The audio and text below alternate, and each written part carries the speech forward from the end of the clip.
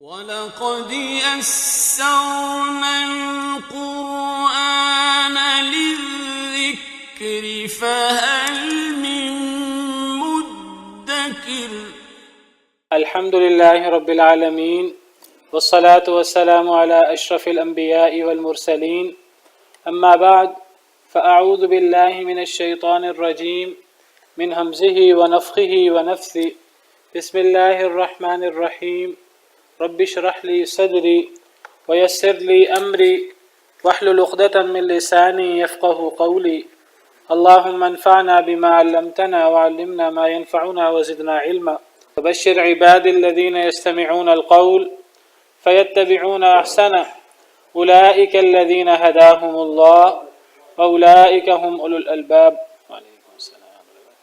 أعوذ بالله من الشيطان الرجيم. فاعلم أنه لا إله إلا الله واستغفر لذنبك وللمؤمنين والمؤمنات والله يعلم متقلبكم ومثواكم. أعوذ بالله من الشيطان الرجيم بسم الله الرحمن الرحيم فاعلم أنه لا إله إلا الله. بس جان لیجئے کہ بے شک وہ اللہ رب العالمین لا الہ الا اللہ، کوئی معبود برحق نہیں مگر وہی. واستغفر لذنبک وللمؤمنین والمؤمنات، اور استغفار کیجئے، معافی مانگیے، لذنبک اپنی لغزش کی، وللمؤمنین والمؤمنات اور مومن مردوں اور مومن عورتوں کے لیے بھی. تو اس آیت کریمہ میں ایک تو لا الہ الا اللہ کو جاننے کا حکم ہے، تو لا الہ الا اللہ کو جانے بغیر توحید پر کما حقہ عمل نہیں ہو سکتا اور شرک سے چھٹکارا نہیں ہو سکتا. توحید پر کما حقہ عمل کرنے کے لیے جو عین اسلام ہے، اور اسلام کی چوٹی ہے، آپ سمجھ لیجئے توحید.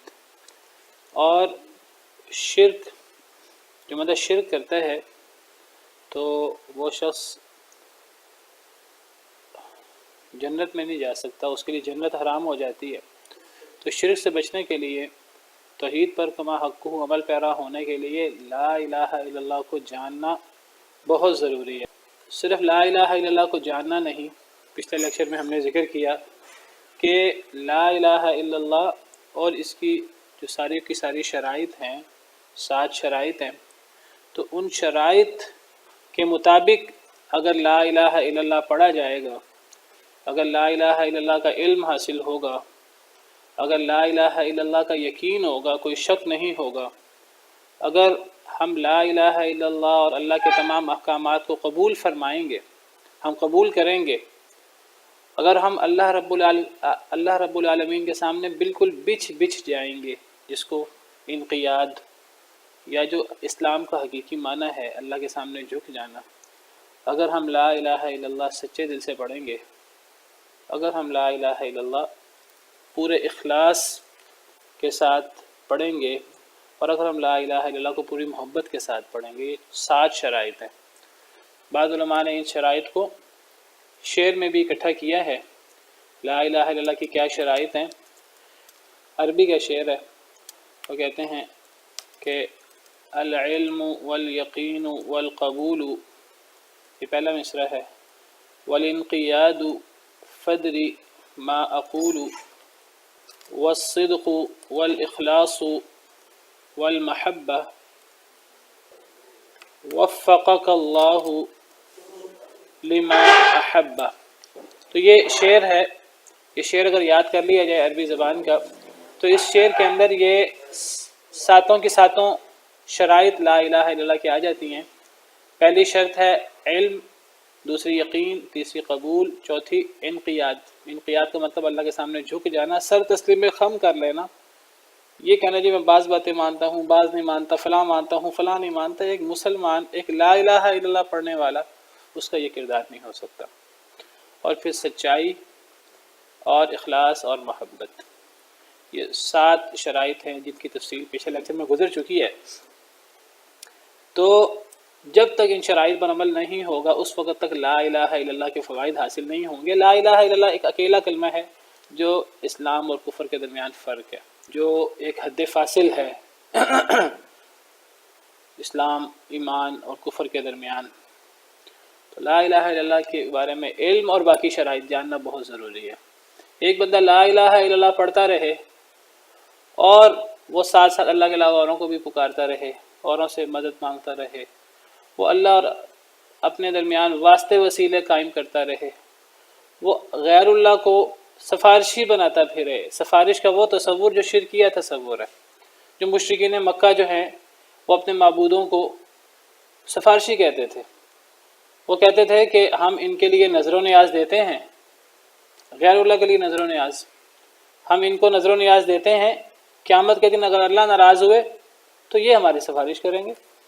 اللہ ناراض ہوتے ہیں تو کوئی فرق نہیں پڑتا، یہ قیامت کے دن ہماری سفارش کر دیں گے، اللہ کو ان کی بات ماننی پڑے گی۔ نعوذ باللہ نعوذ باللہ، یہ شرکیہ تصور ہے سفارش کا۔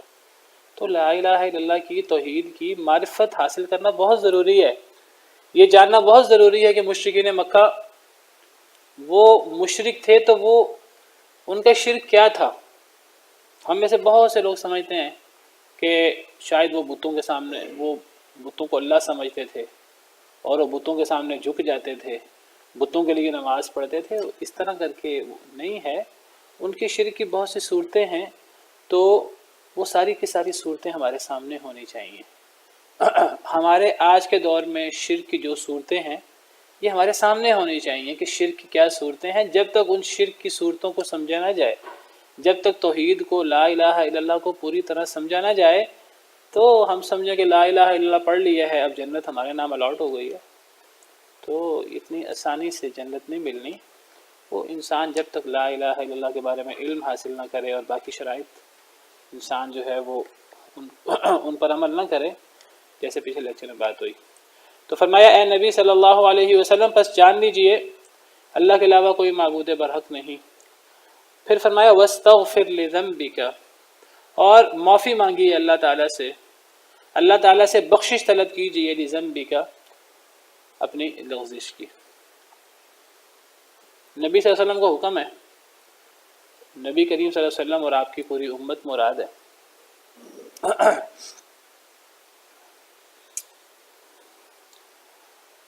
اس سے پتہ لگتا ہے کہ اللہ کے نیک بندوں کے بھی کچھ ایسے اعمال ہو سکتے ہیں کہ جن سے ان کو استغفار کرنا ہے، کچھ ایسی چیزیں ہو سکتی ہیں جن پر اللہ کی طرف سے تنبیہ آتی ہے، اور اللہ کے نیک بندوں کو، انبیاء اور اللہ کے رسولوں کو، امام الانبیاء کو بھی اللہ سے معافی مانگنی ہے اور اللہ سے استغفار کرنا ہے۔ یہ ایک الگ بات ہے، اللہ تعالیٰ نے آپ کے اگلی پچھلی اس قسم کی جو چھوٹی موٹی چیزیں ہیں وہ اللہ نے معاف کر دی ہوں۔ جس طرح اللہ تعالیٰ نے سورۃ الفتح میں فرمایا اِنَّا فَتَحْنَا لَكَ فَتْحًا مُبِينًا لِيَغْفِرَ لَكَ اللَّهُ مَا تَقَدَّمَ مِن ذَنبِكَ وَمَا تَأَخَّرَ۔ یہ آیت کریمہ نبی کریم صلی اللہ علیہ وسلم کے بارے میں۔ بعض لوگ اس قسم کی آیتوں کو دیگر آیات کے بارے میں کہہ دیتے ہیں کہ جی یہاں تو نبی صلی اللہ علیہ وسلم مراد نہیں، یہاں تو امت مراد ہے۔ پھر نبی کریم صلی اللہ علیہ وسلم کا ذکر ہے تو یہ آپ کہیں نبی بھی مراد ہیں اور امت بھی ان کے ساتھ مراد ہے۔ تو اگر اس قسم کی تفسیر بھی کی جائے کہ یہاں تو امت مراد ہے، تو پھر وہ جو آیت کریمہ خاص آپ کی شان کے بارے میں ہے، خاص آپ کی فضیلت کے بارے میں ہے کہ اللہ نے آپ کی اگلی پچھلی لغزشیں معاف فرما دی ہیں۔ کوئی چھوٹی موٹی چیز ہے اس طرح کی، اللہ نے وہ معاف فرما دی ہیں، تو وہ آیت کریمہ تو خاص نبی کریم صلی اللہ علیہ وسلم کے بارے میں ہے۔ عام مومنوں کا ذکر تو اس کے بعد آتا ہے۔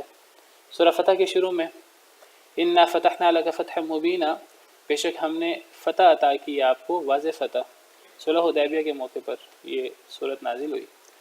لِيَغْفِرَ لَكَ اللَّهُ مَا تَقَدَّمَ مِن ذَنبِكَ، تاکہ معاف کر دے اللہ تعالیٰ آپ کو جو گزر چکی آپ کی لغزشیں اور جو آئندہ اگر کبھی ہوں، اللہ اگلی پچھلی جو گزر چکی ہیں وہ بھی اور جو آنے والی ہیں وہ بھی پہلے ہی اللہ معاف کر دے۔ وَيُتِمَّ نِعْمَتَهُ عَلَيْكَ، اور اللہ اپنی نعمت کو آپ پر تمام فرمائے۔ وَيَهْدِيَكَ صِرَاطًا مُسْتَقِيمًا، اور اللہ راہ دکھلائے آپ کو سیدھے رستے کی۔ وَيَنْصُرَكَ اللَّهُ نَصْرًا عَزِيزًا، اور اللہ مدد کرے آپ کی بڑی سخت قسم کی، مضبوط قسم کی مدد۔ یہ تو نبی کریم صلی اللہ علیہ وسلم کے بارے میں آیات ہیں، خاص آپ کے بارے میں۔ جب یہ آیات نازل ہوئیں تو صحابہ کرام نے کہا کہ نبی صلی اللہ علیہ وسلم ہمارے لیے یہ تو آپ کے لیے اعزاز ہو گیا، تو ہمارے لیے بھی کوئی اللہ کا حکم ہے، اللہ کا حکم اترا ہے؟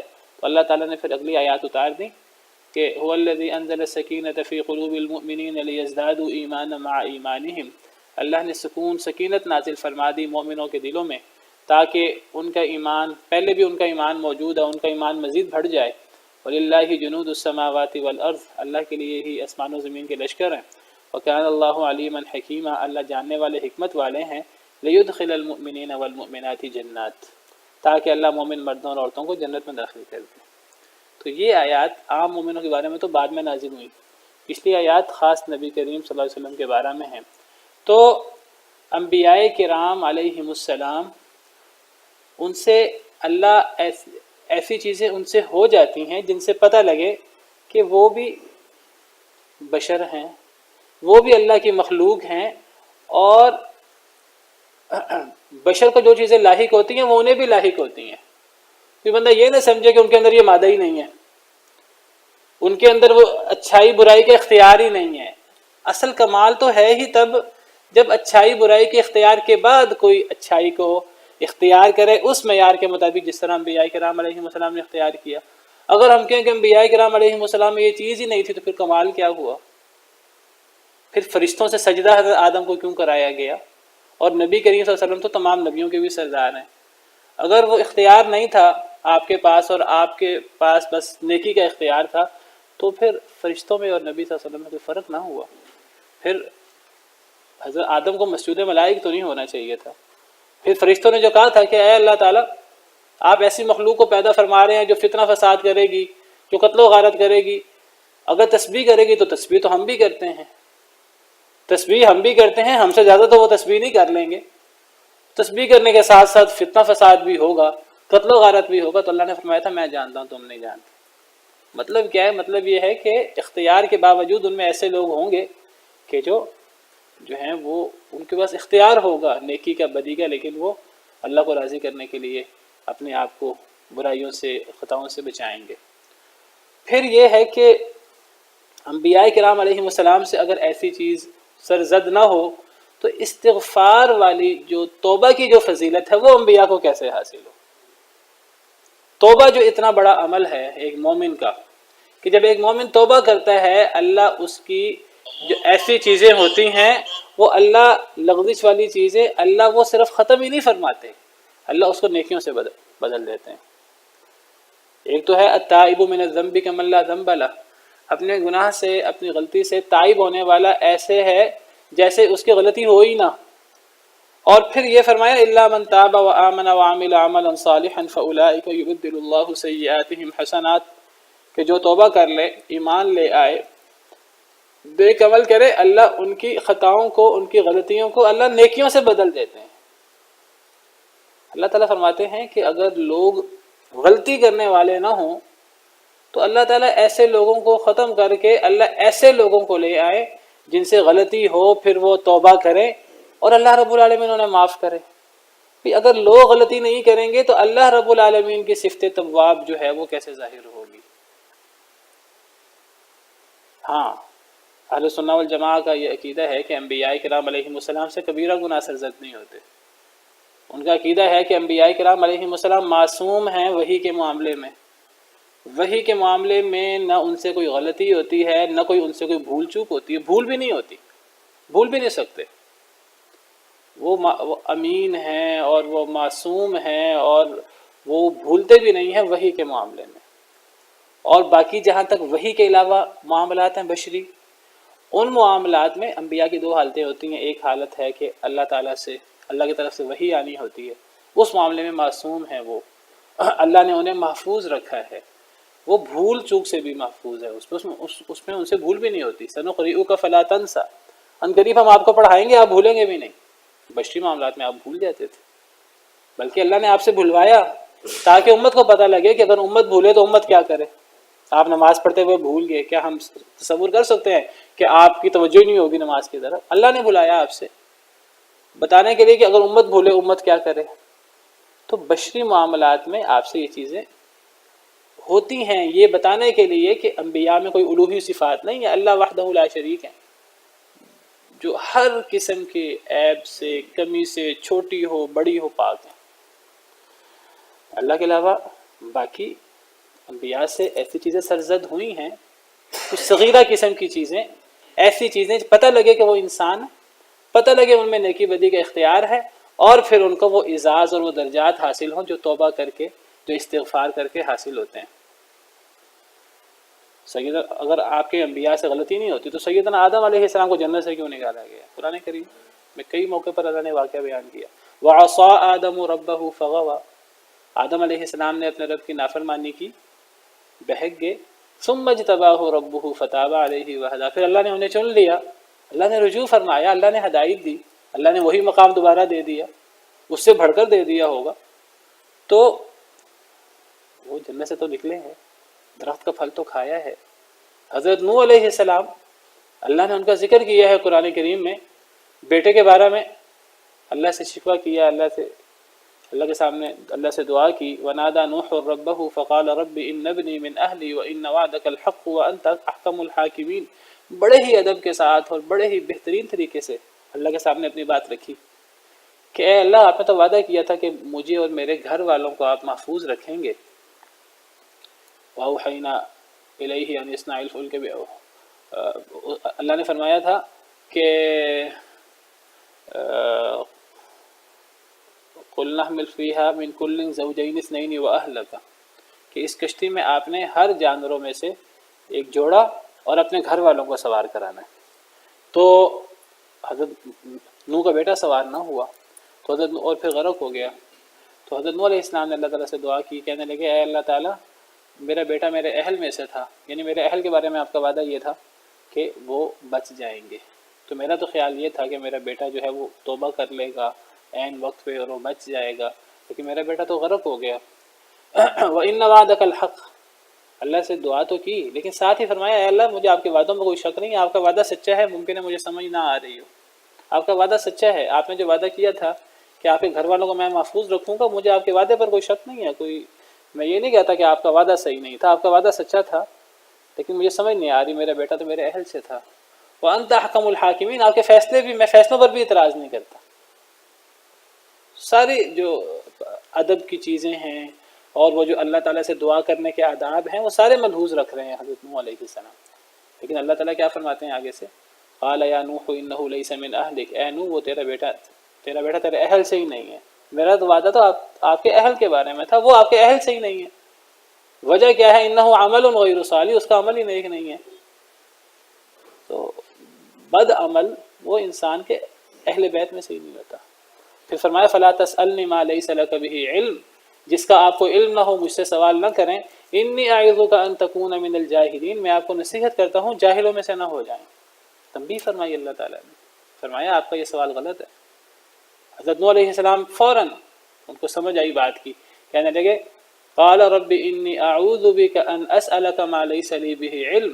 سورہ ہود کے اندر پوری تفصیل موجود ہے. کہنے لگے اے اللہ، میں آپ کی پناہ میں آتا ہوں کہ میں آپ سے وہ سوال کروں جس کا مجھے علم نہیں ہے. وَإِلَّا تَغْفِرْ لِي وَتَرْحَمْنِي أَكُن مِّنَ الْخَاسِرِينَ، اگر آپ نے مجھے معاف نہ کیا، مجھ پہ رحم نہ فرمایا تو میں خسارہ اٹھانے والوں میں سے ہو جاؤں گا.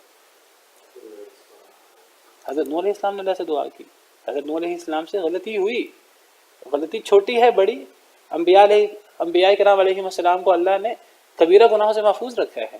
اصل میں ان کا اللہ کے یہاں اتنا مقام ہے کہ چھوٹی بات بھی اللہ تعالیٰ ذکر فرماتے ہیں، تنبیہ فرماتے ہیں. ان کا مقام اتنا زیادہ ہے تو پھر وہ توبہ کرتے ہیں، ان کا مقام پہلے سے بھی بڑھ جاتا ہے. وراثت کا جی وراثت میں اصل میں وہ کافر شخص کے لیے وراثت ہے جو مرتد ہو جائے. تو باقی اگر ایک بندہ بد عمل ہے، فاسق و فاجر ہے، کافر نہیں ہے، تو ماں باپ کا نافرمان ہے، لوگ آگ کر دیتے ہیں، آگ کرنا جائز نہیں ہے، وہ اس کا معاملہ اللہ کے ساتھ ہے. تو کافر ہو، مرتد ہو جائے تو وہ وارث نہیں ہوتا. لیکن ایک بندہ گناہ گار ہو، ماں باپ کا نافرمان ہو، تو دنیاوی طور پر، ظاہری طور پہ وہ وارث ہوتا ہے. تو باقی اس کا معاملہ اللہ کے ساتھ ہوگا قیامت کے دن. تو میں ذکر کر رہا تھا کہ انبیاء کرام علیہ السلام سے ایسی چیزیں ہو جاتی ہیں، اللہ نے قرآن کریم میں جگہ جگہ اللہ نے بیان فرمائی ہیں.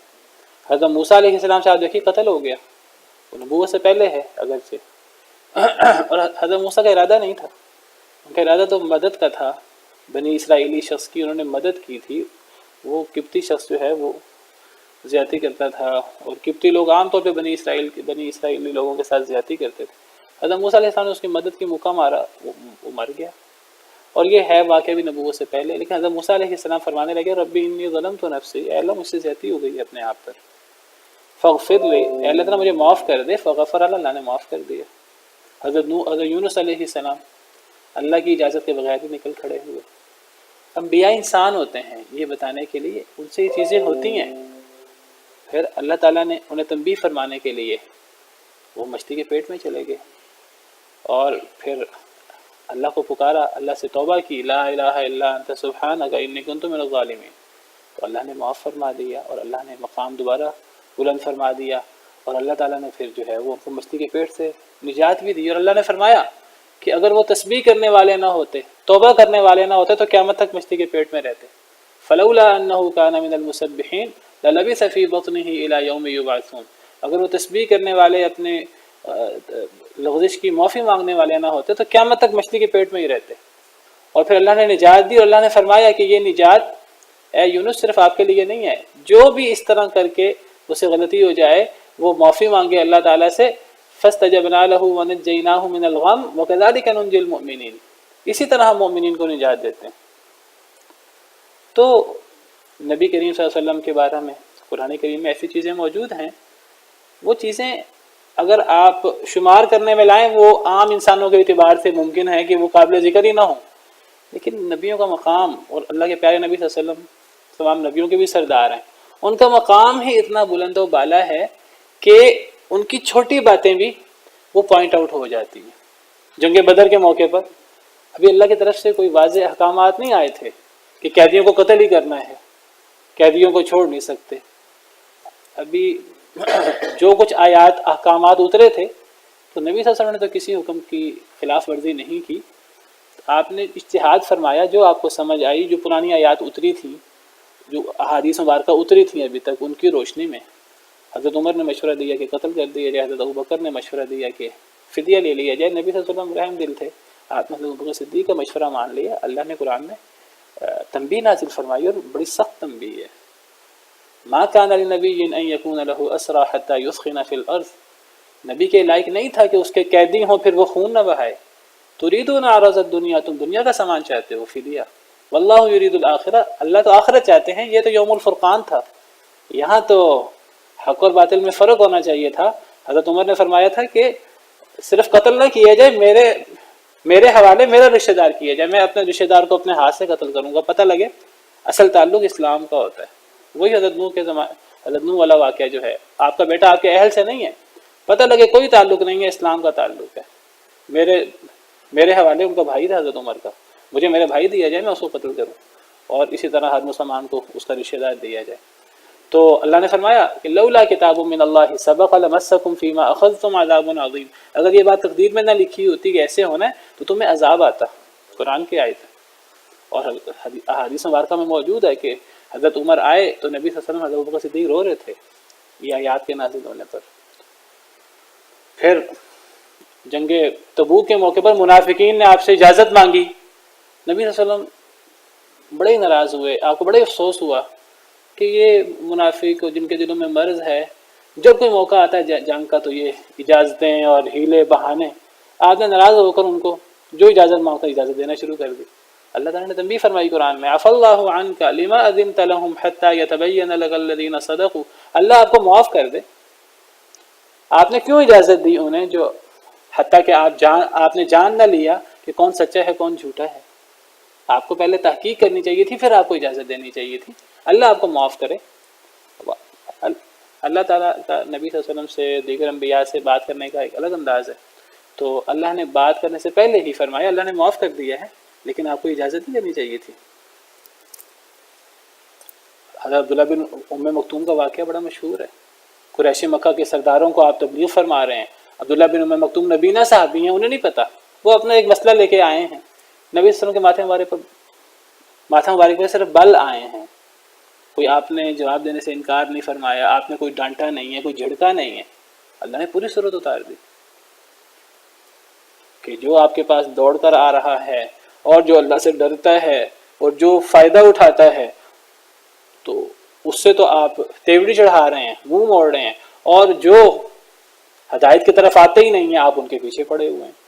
کلا انہا تذکرہ، ہرگز نہیں، ایسی چیزوں کی ضرورت نہیں ہے، یہ ایک نصیحت ہے، جو چاہے حاصل کرے، وہ کوئی سردار حاصل کرے یا کوئی ایک غریب شخص حاصل کرے، جو حاصل کرے وہ کامیاب ہو جائے گا۔ نبی صلی اللہ علیہ وسلم نے ازواج مطہرات کے مسئلے پر شہد کو اپنے اوپر حرام کر لیا، اللہ نے قرآن کریم کو سورت نازل کر دی، یا ایھا النبی لم تحرم ما احل اللہ لک، اے نبی صلی اللہ علیہ وسلم، اللہ نے جو چیزیں حلال کی ہیں آپ حرام کرنے والے کون ہوتے ہیں؟ میں نے چیزیں اس لیے ذکر کی ہیں صرف یہ بتانے کے لیے کہ انبیاء کرام علیہم السلام سے ایسی چیزیں ہو جاتی ہیں، چھوٹی موٹی چیزیں جن کو آپ لغزش یا اس قسم کی چیز کہہ سکتے ہیں، اور یہ چیز بتاتی ہے کہ انبیاء کرام علیہم السلام بشر تھے، وہ کوئی ان میں الوہی صفات نہیں تھی، اور ان سے ایسی چیزیں ہو جاتی تو کس طرح وہ فوراً توبہ کرتے اور فوراً اصلاح کرتے، اسی چیز کا یہاں حکم ہے۔ تو یہ کہنا کہ نہیں نہیں یہ تو انبیاء مرادی نہیں ہے، یہاں انبیاء سے ایسی چیزیں سرزدی نہیں ہوتی، تو قرآن کریم میں تو ایسی بیسیوں مثالیں مل جائیں گی، میں نے ان میں سے چند چیزیں آپ کے سامنے رکھی ہیں۔ تو علماء کرام اس بارے میں کہتے ہیں کہ انبیاء کرام علیہم لوگ، ہمارے ہاں ایک عام طور پہ لوگ کہتے ہیں انبیاء کرام علیہم السلام معصوم ہیں، یہ بات یاد رکھیے کہ وہ معصوم ہیں وحی کے معاملے میں، وحی کے معاملے میں ان سے کوئی چیز ایسی سرزد ہو ہی نہیں سکتی، کوئی چیز نہیں سرزد نہیں ہو سکتی۔ باقی بشری معاملات میں اللہ نے ان کو محفوظ رکھا ہے کبیرہ گناہوں سے، بڑی چیزوں سے، اور اللہ نے ان کی مدد کی ہے، اور لیکن ایسی چھوٹی موٹی چیزیں ہو جاتی ہیں، انبیاء کرام علیہم السلام اللہ سے توبہ کرتے ہیں، استغفار کرتے ہیں، اللہ ان کے درجات بلند فرما دیتے ہیں۔ تو فرمایا فَاعْلَمْ أَنَّهُ لَا إِلَٰهَ إِلَّا اللَّهُ، پس جان لیجیے کہ اللہ کے علاوہ کوئی معبود برحق نہیں، اور استغفار کیجیے، معافی مانگیجیے، معافی مانگیں اپنی لغزشوں کی، آپ بھی اور آپ کی امت بھی۔ وَلِلْمُؤْمِنِينَ وَالْمُؤْمِنَاتِ، اور مومن مردوں اور عورتوں کے لیے بھی۔ تو استغفار کی بہت زیادہ فضیلت ہے، بہت بڑا مقام ہے استغفار کا۔ استغفار انسان اپنی لغزشوں، اپنے گناہوں سے کرتا ہے، اور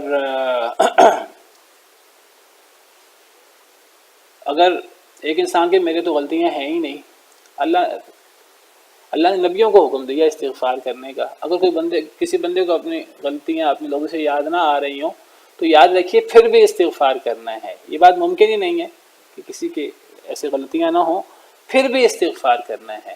استغفار ایک عبادت ہے پوری۔ تمام انبیاء کرام علیہم السلام نے خاص طور پر اپنی امتوں کو استغفار کا حکم دیا، اللہ کی طرف توبہ کا حکم دیا، اور اس کے فضائل بتائے ہیں۔ حضرت نوح علیہ السلام کے بارے میں ہے کہ حضرت نوح علیہ السلام نے جب اپنی قوم کو دعوت دی تو اپنی قوم کو دعوت دیتے ہوئے فرمایا قال رب انی دعوت قومی لیلا ونہارا، کہا کہ اے میرے رب میں نے اپنی قوم کو دن اور رات پکارا ہے، فلم یزدہم دعائی الا فرارا، بس نہیں زیادہ کیا انہیں میری پکار نے مگر فرار میں۔ وَإِنِّي كُلَّمَا دَعَوْتُهُمْ لِتَغْفِرَ لَهُمْ جَعَلُوا أَصَابِعَهُمْ فِي آذَانِهِمْ، میں نے جب بھی انہیں پکارا کہ آپ انہیں معاف کریں، انہوں نے اپنی انگلیاں اپنے کانوں میں دے دیں، وَاسْتَغْشَوْا ثِيَابَهُمْ، اپنے کپڑوں کو اوڑھ لیا، وَأَصَرُّوا، اور وہ اڑ گئے، وَاسْتَكْبَرُوا اسْتِكْبَارًا، اور انہوں نے بہت بڑا تکبر کیا۔ ثُمَّ إِنِّي دَعَوْتُهُمْ جِهَارًا، پھر میں نے انہیں بلند آواز سے بھی پکارا۔ ثُمَّ إِنِّي أَعْلَنْتُ لَهُمْ وَأَسْرَرْتُ لَهُمْ إِسْرَارًا، پھر میں نے بلند آواز سے بھی دعوت دی، آہستہ آواز سے بھی دعوت دی، کبھی علانیہ کبھی پوشیدہ۔ فَقُلْتُ اسْتَغْفِرُوا رَبَّكُمْ، میں نے ان سے کہا کہ اپنے رب سے استغفار کرو۔ یہ قرآن کریم میں خلاصہ ہوتا ہے۔ حضرت نوح علیہ السلام کی لمبی زندگی ہے، 1000 سال کی تقریباً، اللہ اس کا خلاصہ چند جملوں میں بیان فرما رہے ہیں۔ اس خلاصے کے اندر جو چیز بیان ہوگی وہ اہم ترین ہوگی، وہ چیز ایک دفعہ نہیں ہوئی ہوگی، وہ چیز ممکن ہے ہزاروں دفعہ ہوئی ہو۔ تو حضرت نوح علیہ السلام خلاصہ بیان کر رہے ہیں، اے اللہ میں نے کتنی محنت کی، میں نے کیسے کیسے انہیں پکارا۔ تو اسی خلاصے کے اندر حضرت نوح علیہ السلام فرماتے ہیں کہ اے اللہ میں نے ان سے یہ بھی کہا فَقُلْتُ اسْتَغْفِرُوا رَبَّكُمْ، کہ اپنے رب سے استغفار کرو، إِنَّهُ كَانَ غَفَّارًا، وہ بہت معاف کرنے والا ہے، يُرْسِلِ السَّمَاءَ عَلَيْكُمْ مِدْرَارًا، تو وہ تمہارے اوپر آسمان کو موسلا دار بارش کی صورت میں بھیجے گا۔ وَيُمْدِدْكُمْ بِأَمْوَالٍ وَبَنِينَ، تمہاری مدد کرے گا مالوں کے ساتھ اور بیٹوں کے ساتھ۔ وَيَجْعَلْ لَكُمْ جَنَّاتٍ وَيَجْعَلْ لَكُمْ أَنْهَارًا، تمہارے لیے باغات بھی بنائے گا، تمہارے لیے نہریں بھی بنائے گا۔ تو یہ ہے استغفار اور استغفار کی فوائد۔ جب انسان اللہ سے استغفار کرتا ہے اللہ اسے معاف بھی کرتے ہیں، اللہ اس کی غلطی بھی اس پہ لائن پھیر دیتے ہیں، بلکہ اللہ اس کو نیکی سے بدل دیتے ہیں، اور پھر اللہ دنیاوی نعمتیں بھی دیتے ہیں۔ اخروی نعمتیں تو ہیں ہی ہیں، پھر دنیا میں اللہ تعالیٰ زمین و آسمان کی برکتیں ایسے لوگوں کے لیے کھول دیتے ہیں۔ یہ حضرت نوح علیہ السلام کے حوالے سے ہے۔ حضرت ہود علیہ السلام کے حوالے سے قرآن میں ہے کہ حضرت ہود علیہ السلام نے جب اپنی قوم کو پکارا تو فرمایا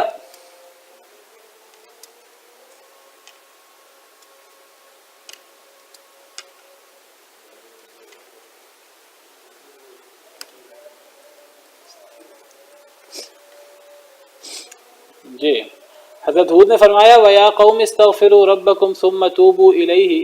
حضرت نوح علیہ السلام کی جو دعوت اللہ نے دو جملوں میں بیان کی ہے، ایک توحید کی بات ذکر کی ہے کہ حضرت ہود علیہ السلام نے اپنی قوم کو توحید کی دعوت دی، اور دوسری بات فرمائی ہے حضرت ہود علیہ السلام نے اپنی قوم کو استغفار کی دعوت دی۔ میں بار بار ذکر کر رہا ہوں کہ نبیوں کی لمبی زندگی ہوتی ہے، اللہ ان کا خلاصہ بیان کرتے ہیں دو تین جملوں میں، اس خلاصے کے اندر جو بات آئے گی بہت اہم ہوگی۔ حضرت ہود علیہ السلام کا ذکر کرتے ہوئے اللہ نے ایک توحید کا ذکر کیا، وَإِلَىٰ عَادٍ أَخَاهُمْ هُودًا قَالَ يَا قَوْمِ اعْبُدُوا اللَّهَ مَا لَكُم مِّنْ إِلَٰهٍ غَيْرُهُ، توحید کا ذکر کیا، پھر کہا میں تم سے اس تبلیغ پر کوئی اجر نہیں مانگتا، کوئی بدلہ نہیں مانگتا، اور پھر فرمایا کہ اے میری قوم اپنے رب سے استغفار کرو۔ یعنی گویا کہ نبی اپنی قوم کو توحید کے بعد اگر کوئی سب سے زیادہ درس دیتے رہے تو استغفار کرو اور توبہ کرو، یہ سب سے زیادہ نبیوں کی دعوت ہے۔ اے میری قوم اپنے رب سے استغفار کرو، پھر اللہ کی طرف رجوع کرو۔ یرسل السماء علیکم مدرارا، اللہ تمہارے اوپر آسمان کو موسلادھار بارش بنا کر بھیجے گا۔ وَيَزِدْكُمْ قُوَّةً إِلَىٰ قُوَّتِكُمْ، اللہ تمہیں ہر قسم کی قوت عطا کرے گا، دنیاوی فوائد بھی ہوں گے، اللہ تعالیٰ معاف بھی فرمائیں گے، اور اللہ تعالیٰ پھر دنیاوی فوائد بھی تمہیں دیں گے۔ حضرت صالح علیہ السلام نے بھی اپنی قوم کو استغفار کی دعوت دی، اللہ نے مختصر ذکر کیا ہے حضرت صالح کا، وہاں بھی استغفار کا ذکر موجود ہے۔ سورہ ہود آیت نمبر 62، اللہ تعالیٰ فرماتے ہیں کہ حضرت صالح علیہ السلام نے اپنی قوم کو پکارا، وَإِلَىٰ ثَمُودَ أَخَاهُمْ صَالِحًا قَالَ يَا قَوْمِ اعْبُدُوا اللَّهَ مَا لَكُم مِّنْ إِلَٰهٍ غَيْرُهُ وَأَنشَأَكُم مِّنَ الْأَرْضِ وَاسْتَعْمَرَكُم فِيهَا فَاسْتَغْفِرُوهُ ثُمَّ تُوبُوا إِلَيْهِ۔ اللہ کی طرف توحید کی دعوت دی، اللہ نے تمہیں زمین میں بسایا ہے، پھر فرمایا اللہ سے استغفار کرو، اللہ کی طرف رجوع کرو۔ تمام نبیوں نے اپنی قوم کو توحید کے بعد اگر سب سے زیادہ جس چیز کی طرف دعوت دی ہے وہ استغفار۔ میں ذکر کر رہا تھا تمام انبیاء کرام علیہ السلام نے اپنی قوم کو استغفار کا اور اللہ کی طرف رجوع کا حکم دیا۔ اللہ کے پیارے نبی صلی اللہ علیہ وسلم نے بھی اپنی قوم کو بہت زیادہ استغفار کا حکم دیا۔ سورہ ہود کی ابتدا ہوتی ہے الف لام را کتاب احکمت آیاتہ ثم فصلت من لدن حکیم خبیر اللہ تعبدوا الا اللہ۔ یہ ہمیں خطاب ہے، امت محمدیہ کو خطاب ہے، گویا کہ نبی صلی اللہ علیہ وسلم کی طرف سے جو اللہ کی طرف سے آپ کو حکم ہے کہ آپ امت کو کیا دعوت دیں، تو پہلی دعوت جو سورہ ہود میں پیش کی گئی وہ توحید کی، اللہ تعبدوا الا اللہ۔ نبیوں کی دعوت کی ابتدا اور مرکز اور محور جو ہے وہ توحید ہوتی ہے۔ اللہ کے علاوہ کسی کی عبادت نہ کرو، بے شک میں تمہارے لیے اللہ کی طرف سے ڈرانے والا اور بشارت دینے والا ہوں۔ دوسری بات استغفار کی ہے، وَأَنِ اسْتَغْفِرُوا رَبَّكُمْ ثُمَّ تُوبُوا إِلَيْهِ، نبی صلی اللہ علیہ وسلم کے حوالے سے اس امت کے لیے اللہ سے استغفار، اپنے رب سے استغفار کرو، پھر اللہ کی طرف رجوع کرو۔ یمتعکم متاعا حسنا، اللہ تمہیں بہت بہترین فائدہ عطا کرے گا، الی اجل مسمى، ایک وقت مقررہ تک، یعنی دنیا میں ایک وقت مقررہ تک انسان نے رہنا ہے۔ اللہ دنیا میں استغفار کی وجہ سے دنیا کی نعمتیں کھول دیں گے۔ وَيُؤْتِ كُلَّ ذِي فَضْلٍ فَضْلًا، اور اللہ ہر فضل والے کو اپنا فضل دے گا۔ وَإِن تَوَلَّوْا، اور اگر تم پھر گئے توحید سے استغفار سے، فَإِنِّي أَخَافُ عَلَيْكُمْ عَذَابَ يَوْمٍ عَظِيمٍ، عذاب یوم کبیر، میں تم پر بڑے دن کے عذاب سے ڈرتا ہوں۔ تو استغفار کا حکم بہت زیادہ ہے۔ نبی کریم صلی اللہ علیہ وسلم نے امت کو جو دعائیں سکھائی ہیں ان دعاؤں کے اندر استغفار کی دعائیں بہت زیادہ ہیں۔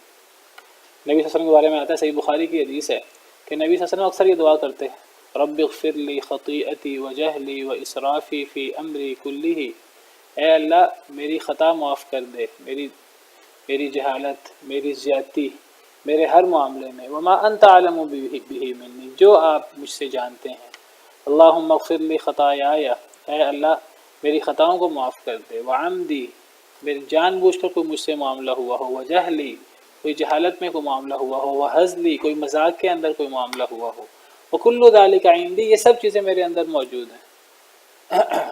اللہم اغفر لی ما قدمت وما اخرت، صحیح بخاری کی روایت، اے اللہ مجھے معاف کر دے جو میں نے آگے بھیجا، جو میں نے پیچھے چھوڑا، جو میں نے چھپا کر کیا، جو میں نے علانیہ کیا، انت المقدم و انت المؤخر، آپ ہی آگے بھیجنے والے ہیں، آپ ہی پیچھے رکھنے والے ہیں، وانت علی کل شیء قدیر۔ حضرت ابوبکر صدیق نے نبی صلی اللہ علیہ وسلم سے کہا کہ نماز کے اندر خاص طور پہ سلام پھیرنے سے پہلے دعائیں ہیں تو مجھے کوئی دعا سکھائیے، تو نبی صلی اللہ علیہ وسلم نے حضرت ابوبکر صدیق کو جو دعا سکھائی وہ اللہم انی ظلمت نفسی ظلما کثیرا ولا یغفر الذنوب الا انت فاغفر لی مغفرۃ من عندک وارحمنی انک انت الغفور الرحیم۔ تو یہ استغفار کی بہت زیادہ فضیلت ہے اور استغفار بہت زیادہ کرنا چاہیے۔ نبی صلی اللہ علیہ وسلم نے فرمایا صحابہ کرام کو کہ اے میرے صحابہ اللہ سے استغفار کیا کرو، میں محمد صلی اللہ علیہ وسلم اللہ سے میں 70 دفعہ اللہ سے استغفار کرتا ہوں، بعض روایت میں 100 دفعہ استغفار کرنے کا ذکر ہے۔ اور صحابہ کرام کہتے ہیں کہ ہم نبی صلی اللہ علیہ وسلم کے ساتھ مجلس میں بیٹھے ہوتے تھے، ہم ایک مجلس میں ایک بیٹھک میں نبی صلی اللہ علیہ وسلم سے 70 دفعہ استغفار سنا کرتے تھے۔ تو انسان کو اللہ تعالیٰ سے بہت زیادہ استغفار کرنا چاہیے، اس استغفار سے انسان کے اندر عاجزی آ جاتی ہے، ورنہ استغفار نہ ہو انسان تو اتنا جو ہے وہ انسان ناقص ہے کہ ایک نیک شخص اپنے عمل پر جو ہے وہ متکبر ہو جاتا ہے، اللہ معاف کرے، وہ نیکی کر کے متکبر ہو جاتا ہے، وہ متکبر بن جاتا ہے اور اللہ کی نظر سے گر جاتا ہے۔ تو انسان کو اللہ سے استغفار کرنا چاہیے، اس نے نیک عمل کیا ہے پھر بھی اللہ سے استغفار کرنا چاہیے، استغفار کرنا بجائے خود ایک نیکی ہے۔ واستغفر لذنبک، اپنی لغزش کے لیے استغفار کیجیے، وللمؤمنین والمؤمنات، اور مومن مردوں اور مومن عورتوں کے لیے بھی استغفار کریں۔ انسان کو اپنے علاوہ دوسروں کے لیے بھی استغفار کرنا چاہیے۔ انسان دوسروں کے لیے جو دعا کرتا ہے تو اللہ نے فرشتہ مقرر کیا ہوا ہے، وہ فرشتہ اس انسان کے حق میں وہی دعا کرتا ہے۔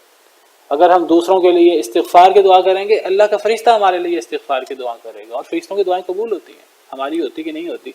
کچھ انسان کچھ ایسے اعمال کرتا ہے، بعض دفعہ انسان کی دعا قبول نہیں ہوتی۔ اگر ایک انسان حرام کھائے، ایک انسان جو ہے وہ دعا کے آداب کا خیال نہ رکھے تو انسان کی دعا قبول نہیں ہوتی۔ لیکن انسان دعا کرے اپنے بھائی کے لیے، اس کی لا علمی میں فرشتہ اس کے لیے دعا کرے، فرشتے کی دعا تو قبول ہوتی ہے۔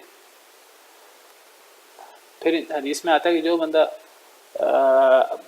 کسی کے لیے دعا کرتا ہے اس کو نیکی ملتی ہے، اللہ کی طرف سے اس کو نیکی ملتی ہے۔ اگر ایک بندہ تمام مسلمانوں کے لیے استغفار کرے، کتنے مسلمان ہیں؟ کروڑوں، حضرت آدم سے لے کر آج تک اربوں، اللہ کو پتہ ہے کتنے ہیں، تو انسان کو ایک دفعہ تمام کے لیے استغفار کرنے پر کتنی کروڑوں اربوں نیکیاں مل جائیں گی۔ اللہم اغفر للمؤمنین والمؤمنات والمسلمین والمسلمات الاحیاء منہم والاموات، یہ دعا کریں، اپنے لیے بھی دعا ہو جاتی ہے اور تمام مسلمانوں کے لیے بھی دعا ہو جاتی ہے۔ اے اللہ تعالیٰ تمام مومن مردوں اور عورتوں کو معاف کر دے جو زندہ ہیں اور جو فوت ہو چکے ہیں، حضرت آدم سے لے کے آج تک سارے آ جاتے ہیں۔ اللہم اغفر للمؤمنین والمؤمنات والمسلمین والمسلمات الاحیاء منہم والاموات۔ انبیاء کرام علیہم السلام عمومی طور پہ تمام مسلمانوں کے لیے دعا کرتے ہیں۔ یہ بندہ تمام مسلمانوں کے لیے دعا کرتا ہے، جس طرح اپنے لیے استغفار کرنے سے انسان میں عاجزی آتی ہے، دوسروں کے لیے استغفار کرنے سے انسان کے دل میں دوسرے کی محبت پیدا ہوتی ہے۔ وہ جو بغض اور کینے ہوتے ہیں ہمارے درمیان وہ ختم ہوتے ہیں جب انسان دوسروں کے لیے دعا کرتا ہے۔ واستغفر لذنبک وللمؤمنین والمؤمنات۔ حضرت نوح علیہ السلام کی دعا دیکھیے، رب اغفر لی ولوالدی ولمن دخل بیتی مؤمنا وللمؤمنین والمؤمنات، عمومی تمام مومن مردوں عورتوں کے لیے دعا کی ہے، جو بھی میرے گھر میں ایمان کی حالت میں داخل ہو، اور تمام مومن مردوں اور عورتوں کو معاف کر دیجیے۔ حضرت ابراہیم علیہ السلام کی دعا دیکھیے، ربنا اغفر لی ولوالدی وللمؤمنین یوم یقوم الحساب۔ تو یہ نبیوں کا کام ہے اپنے لیے استغفار کرنا اور تمام مسلمان مردوں عورتوں کے لیے دعا کرنا۔ جی بالکل پڑھنی چاہیے، جی بہت اہم دعا ہے، رب اجعلنی مقیم الصلاۃ ومن ذریتی، اور پھر ربنا اغفر لی، یہ دعا تو بہت اہتمام سے پڑھنی چاہیے۔ واللہ یعلم متقلبکم ومثواکم، اللہ جانتا ہے متقلبکم تمہاری الٹنے پلٹنے کی جگہ. تقلب متقلب قلب سے ہے، قلب کا مطلب چونکہ قلب دل کو کہتے ہیں، چونکہ دل ہر وقت حرکت میں رہتا ہے، دل کی حرکت بند ہو جائے دل انسان ختم ہو جاتا ہے. تو متقلبکم ایسی جگہ جہاں انسان حرکت میں رہتا ہے. کیا مراد ہے اس سے؟ جمہور کی رائے کے مطابق، زیادہ مفسرین کی رائے کے مطابق اس سے مراد دن ہے. دن میں انسان حرکت کرتا ہے اپنی معیشت کے لیے، اپنے کاموں کے لیے انسان آتا جاتا ہے، حرکت میں رہتا ہے. وَمَثْوَاكُمْ اور تمہارا ٹھکانہ یعنی رات. جب انسان سوتا ہے تو اللہ نے رات سکون کے لیے بنائی ہے کہ اس کے اندر حرکتیں ختم ہو جائیں اور انسان جو ہے اس کے اندر آرام بھی کرے اور انسان اللہ کو پکارے بھی، اللہ کے حضور کھڑا بھی ہو. لیکن وہ رات جو ہے اس میں حرکتیں اور یہ چیزیں کم ہو جاتی ہیں، روشنی نہیں ہوتی، اندھیرا ہوتا ہے، تو وہ لباس کی طرح ہر چیز کو اوڑھ لیتی ہے. وَجَعَلْنَا اللَّيْلَ لِبَاسًا، ہم نے رات کو لباس بنایا ہے. اور بعض آیات میں ہے کہ سکنا، وَجَعَلَ اللَّيْلَ سَكَنًا، اللہ نے رات کو سکون کا باعث بنایا، حرکتیں اس میں ختم ہو جاتی ہیں. تو دن ہے حرکت کرنے کے لیے اور کمائی اور اپنے روزمرہ کام نمٹانے کے لیے. تو دن کو تعبیر کیا متقلبکم، اور مثواکم سے مراد تمہارا ٹھکانہ جس میں انسان حرکت میں نہیں ہوتا، تو اس سے مراد رات.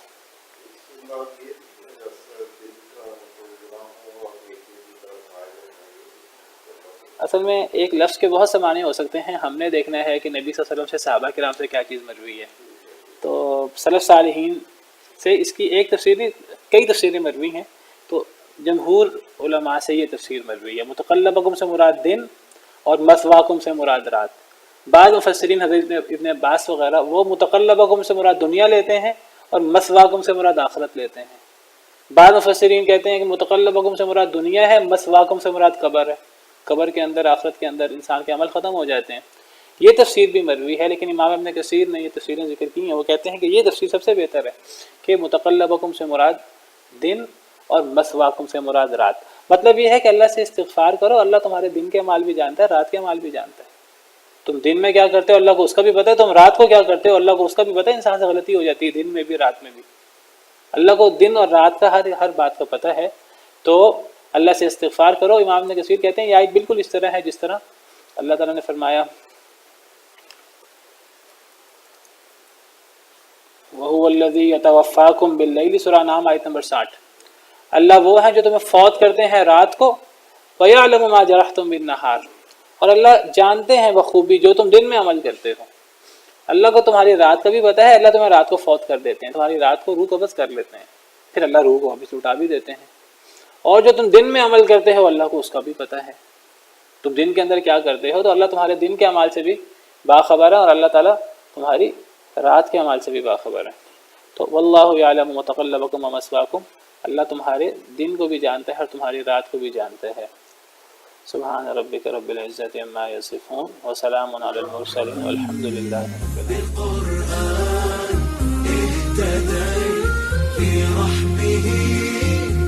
الحياة شوقا إلى